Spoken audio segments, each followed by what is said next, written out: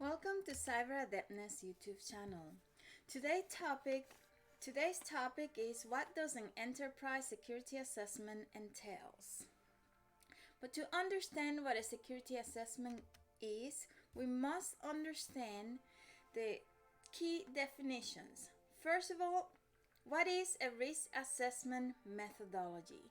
Per the National Institute of Standards and Technology, aka NIST, a risk assessment methodology is basically a risk assessment process together with a risk model assessment approach and analysis approach. The next definition we must be aware of is the risk assessment itself. NIST defines risk assessment as the process of identifying, prioritizing, and estimating risk. This includes determining the extent to which adverse circumstances or events could impact an enterprise. It uses the results of threat and vulnerability assessments to identify risks to organizational operations and evaluates those risks in terms of likelihood of occurrence and impact if they occur. The product of a risk assessment is a list of estimated potential impacts and unmitigated vulnerabilities. Risk assessments is really part of risk management and is conducted through and as part of NIST Risk Management Framework, which is basically the root of all the processes that we will be using in CyberAdeptness. So the other definition that we must understand is risk. Again, NIST defines risk as a measure of the extent to which an entity is threatened by a potential circumstance or event, and typically a function of 1. The adverse impacts that would arise if the circumstance or event occurs, and then the likelihood of occurrence. Certainly there's a number of risks that we look into. That includes strategic, financial, management, technical, operational, reputational, environmental, and many others. Again, we cover around 200 different topics when we're doing our assessment. So this is just a small sect of groups that we look into. So what is the management framework structure? Because everything that we use is based on the NIST Risk Management Framework, that particular framework has 3 very unique tiers. Tier 1 assesses the organization. So when we go in, we want to have an understanding of what your organization is doing. What is your goal? What are the sectors that you're trying to offer services to? What standards are impacting not only your organization but also the consumer target that you have in mind. Tier 2 is the mission and business processes. We now go into take a deeper look into the organization's network architecture, the mainframe, the environments. So we're looking at the higher level, higher architecture. We're looking at the system development life cycle and what you're doing on that particular tier. And then tier 3 is what a lot of companies are doing today, which is just focus on a particular system, not the enterprise as a whole. Now, it is important to understand all of these tiers, and that will be done on different videos. Now, what is the goal of applying or putting in motion an enterprise level security program or risk management process, and why is it important for you to go through an enterprise level assessment? So basically, as you can see, there's 5 components. The enterprise level assessment is basically to delineate the best approach for implementing the enterprise risk management framework and the cybersecurity framework as part of the organization security program. We like to divide many of the components based on the tier.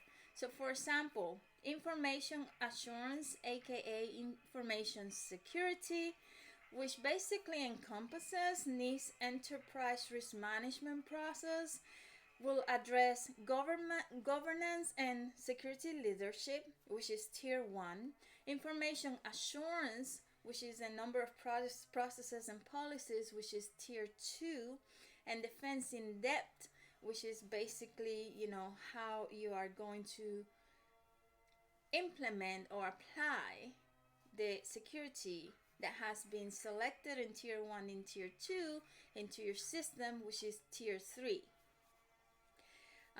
Once those 3 components are in place, then we look into the cybersecurity components.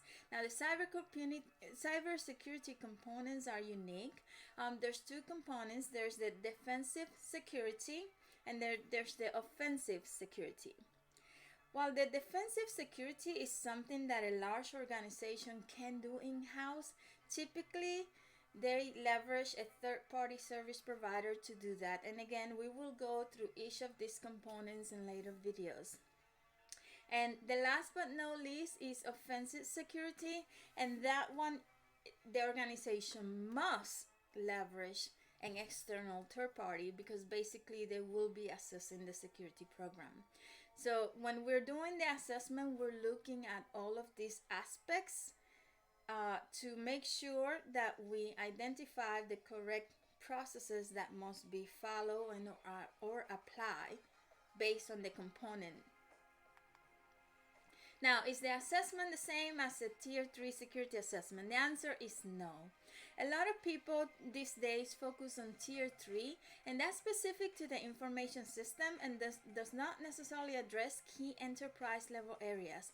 The focus of an enterprise risk management assessment, we call it ERMA, is basically to identify enterprise level deficiencies within the existing information security program, identify organizational deficiencies against applicable standards, and define a roadmap that is most cost effective for implementing the risk management framework and or readjusting an existing risk management framework. At the end of the day, for those of you who follow the cybersecurity framework, there's a number of tiers that you have to follow. Basically, that's at what level you are within the risk management framework. And we want to make sure that organizations reach level 3 at the minimum level 3. So basically, the enterprise risk assessment will identify all of the failures that need to be addressed in order to meet level 3 cybersecurity compliance, or the compliance with the cybersecurity framework, which is also an integral part of NIST Risk Management Framework. Now, risk management, for example, is very important because it allows us to identify the magnitude of harm and determine the level of impact it will have in your organization. So understanding the impact on the organization is crucial because it allows us to safeguard your organization's reputation and also safeguard the finances, meaning everything should be more cost effective. So when we are examining risks, we're going to determine whether they're limited, serious, severe, or critical. Certainly, there's different ways to go into that, and we will be addressing that very soon. Now, there's a number of components that are essential for risk management. The following 4 components of risk management addressed as part of the enterprise risk management assessment include frame, assess, respond, and monitor. So when we examine your organization, we are going to take a very close look at how these particular components are being addressed by your organization. The first one is frame. The frame component establishes a foundation for managing risk and delineates the boundaries for risk decisions with organizations. Establishing a realistic and credible risk frame requires that organizations identify risk assumptions. Basically, identify assumptions that affect how risk is assessed, responded to, and monitored within the organization. Risk constraints. Identify constraints on the conduct of risk assessment, risk response, and risk monitoring activities within the organization. Risk tolerance. Identify the level of risk tolerance for the organization. Typically, risk tolerance in itself is set by the sector that is impacting your organization. For example, if you're offering services to the federal government, the risk tolerance is always at moderate. So you have to meet the same level as that particular sector. And last but not least is the priorities and trade-off, which identify priorities and trade-off considered by the organization in managing risk. The next component is the assess component.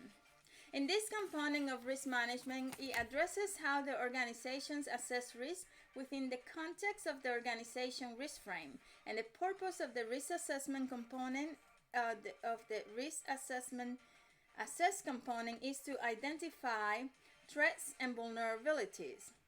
That is, organizational level threats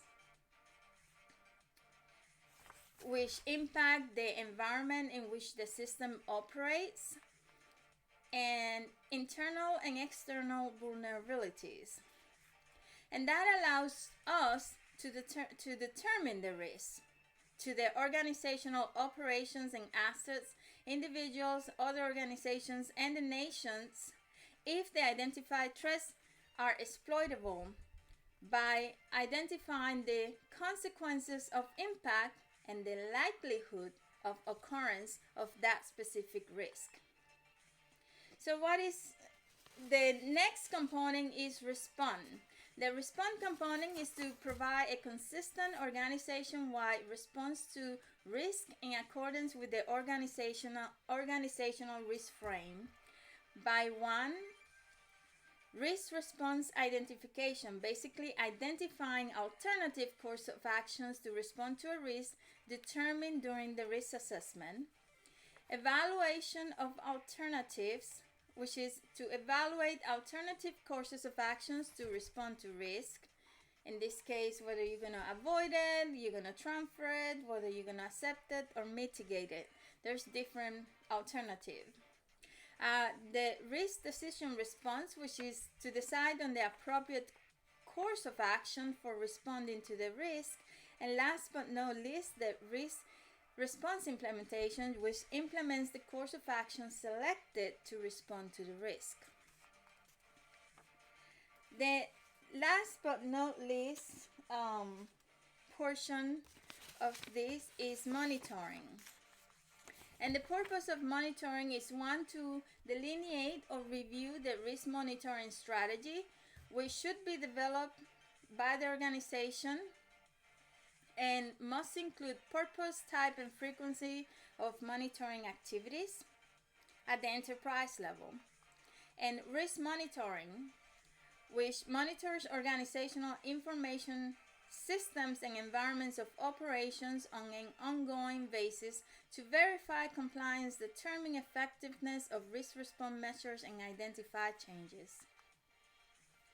Now, there's a number of examples related to enterprise level risk, and of course we cannot always summarize all of these different risks. However, below are some of the areas where the highest risk can be identified per NIST Risk Management tier impacting the enterprise. So on the first tier, we look at reputational, legal, financial, operational, safety, strategic planning, compliance and regulatory, and supply chain. On the second tier, we look into the program acquisition, project timelines, human factors, Enterprise security engineering, network architecture, and security engineering principles. Again, the focus is really on the technical side, not just documentation. And tier 3 is the hardware, software, and firmware vulnerabilities and the architecture design that you're applying based on the policies and procedures that have been set forth by tier 1 and tier 2. Now, typically, there's a lot of failures on tier 1 and tier 2, and we'll be addressing that at a later point. When it comes to the assessment process itself, there's a number of methodologies that are leveraged. These methodologies are quantitative. This approach uses numbers where the meanings and proportionality of values are maintained inside and outside the context of the assessment. The approach is most effective when the organization is looking to support a cost-benefit analysis of alternative risk responses or courses of action. The next methodology is the one that we use the most. It is qualitative. This approach uses non-numerical categories or levels such as low, very low, low, moderate, high, or critical. It's best used to support communication of risk results to decision makers. And last but not least is a mix of the two, is a semi-quantitative approach or methodology. This approach uses bins, scales, or representative numbers whose values and meanings are not maintained in other contexts. It provides the benefits of both quantitative and qualitative approaches when applied correctly. Now, when it comes to bins, we're talking about 0 to 15, 16 to 35, etc., and or a range of 1 through 10, which then translate easily into qualitative terms that support risk communications for decision makers. Typically, when we look into the vulnerabilities, there's a number that we use to determine the risk of that vulnerability having an impact on the organization. And again, the most common one that we use is the last two, qualitative or semi-quantitative. What is the process for the assessment? Well, there's a number of processes that must be followed during the assessment process, but the most important step, of course, is preparation. Now, this step is essential because without the adequate preparation, the processing itself can be very costly and result in unnecessary redundancy as well as inefficient, costly, and vulnerable systems, services, and applications. That said, the preparation for an enterprise-level perspective must clearly define the context and priorities necessary to manage security and privacy risks based on the organization's unique mission and business objectives.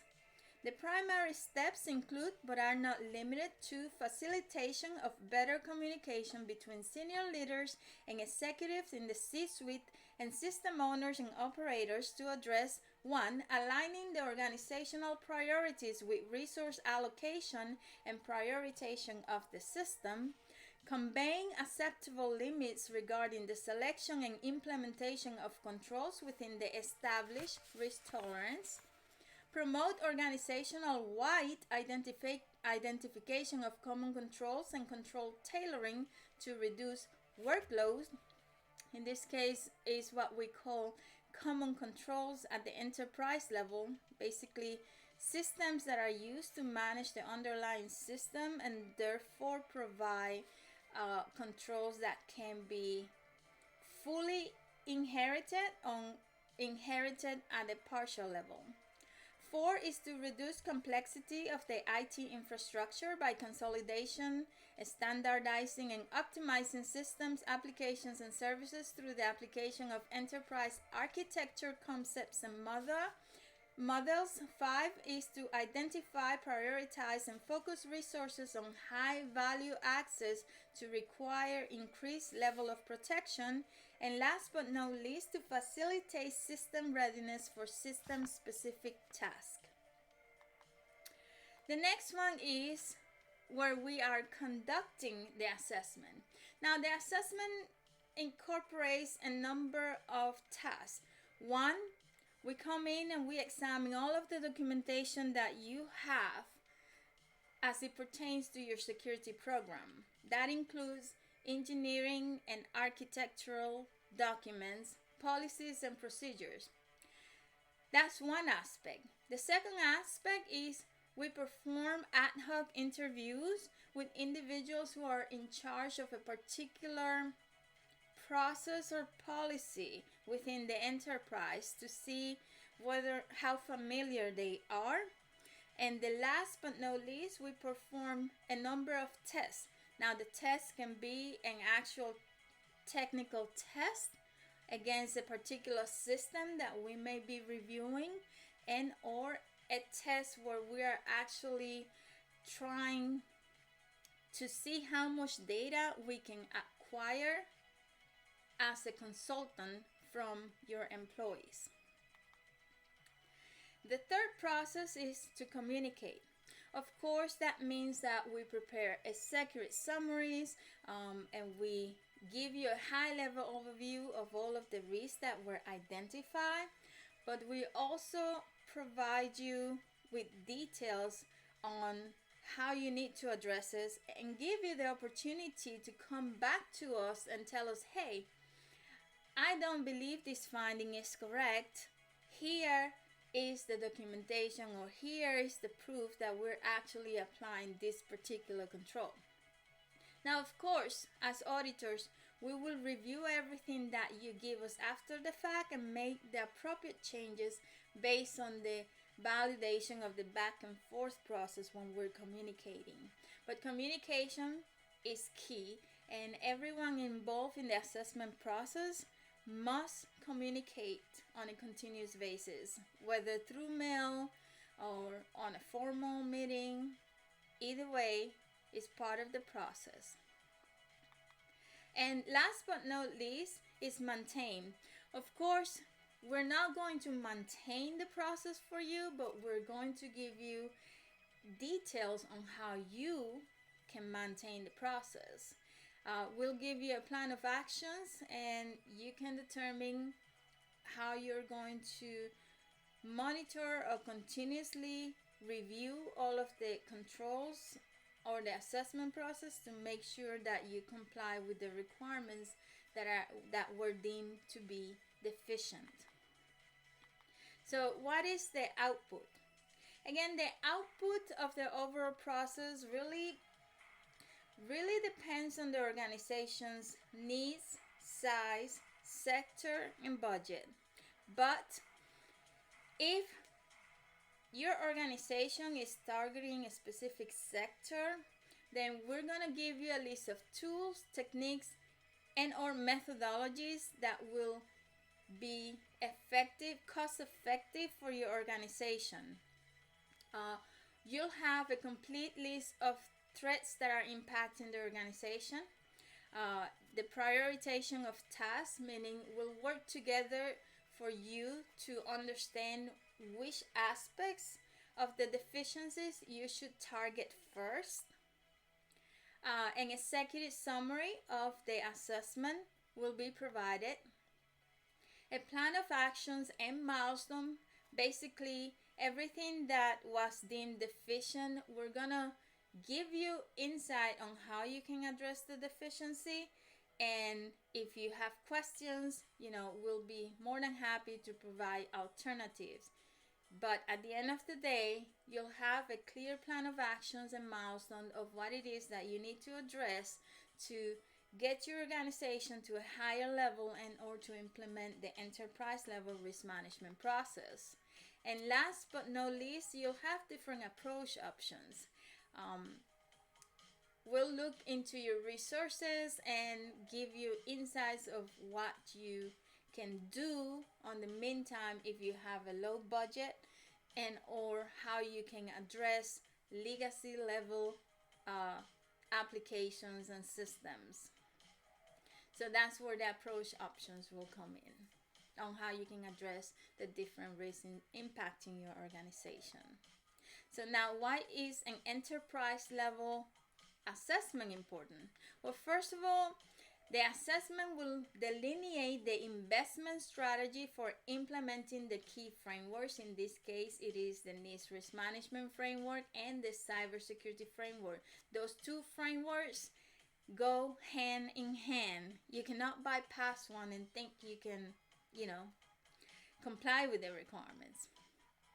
The second factor is internal resources will be used wisely, those saving time and money. I'm a believer in cross training, so to me, organizations should really take a look at the internal resources and then identify what they're good at and whether or not they're willing to cross train other areas. That's key for any organization to succeed, and I don't believe many organizations are doing that. The next is the company assets will be protected as the company grows, and that's because you will have an already established program in place, so nothing can join the network until it goes through that security process or security validation. So before you acquire any type of asset or resource, you'll have an understanding of what it is that you need to comply with and what that system must comply with before it enters the network. And the next is compliance with the US and international standards will be easier to accomplish. Now, the National Institute of Standards and Technology Guidance, it is the most comprehensive guidelines that you can find out there free. Meaning, it doesn't cost you anything if you want to take the time to actually go in and read it and try to understand it. It is available for free. And this is why some of these high level details I'm giving you is free. A lot of people won't tell you a lot of this, but I have no issues telling you because it's out there. So if you want to take the time, feel free. And the last but not least is the correct resources and roles are clearly identified based on priority. Now these days there's what I call a spaghetti and meatball change, because you have organizations that are kind of mixing the roles into one. And while that's nice and dandy, there's not a lot of unicorns out there that have all those type of expertise. Can we create such unicorn? Yes. And then it depends on the individual, because you have a lot of individuals who are not willing to go through the process of learning all of this information that we must gather. A unicorn is someone that is both technical and understands compliance and have no issues gathering additional knowledge. Anyone in this field must be able to read like no tomorrow. There's a lot of research, there's a lot of learning never stops. So understanding what resource you need, what role you need based on the individual component is essential for the process to be successful.